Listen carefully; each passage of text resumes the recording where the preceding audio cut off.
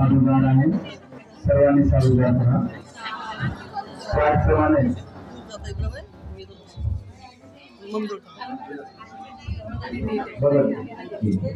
त्याचप्रमाणे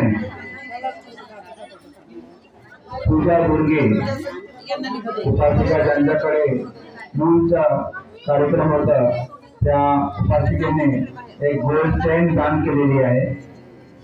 त्याचप्रमाणे बऱ्याच उपासकांनी ज्यांना कुणाला असं वाटतंय त्यांनी केलेलं आहे। तुम्हाला जर असं काही वाटत असेल तर तुम्ही पंचायतीकडे येऊन दान करू शकता।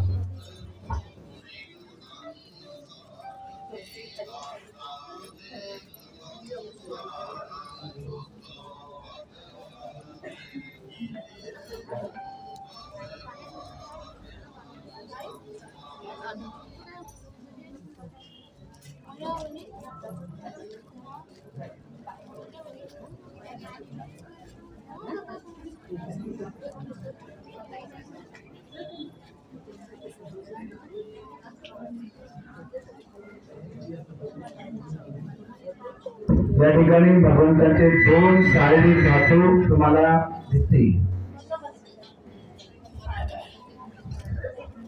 हो, ज्यांनी कोणी अष्टपरिष्कार करता किंवा असे दानाचे धर्म करणे आहे त्यांनी पंचजीकडे येऊन ते पुण्य करून घ्यावे।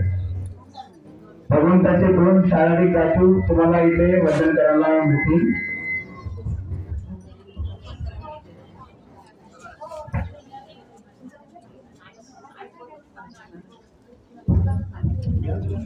भगवंताच्या धातूचे मुख्यतः 4 प्रकार मोडतात।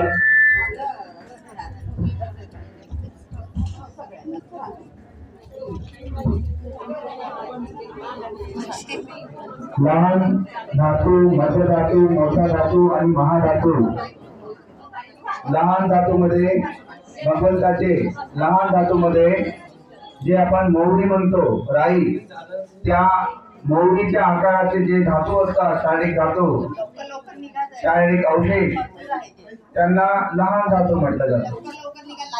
मध्य धातू तांदळाचा 2 भाग केल्यानंतर ज्याला आपण कणकी म्हणतो त्या अशा प्रकारच्या शारीरिक अवशेषांना मध्य धातू म्हणतात।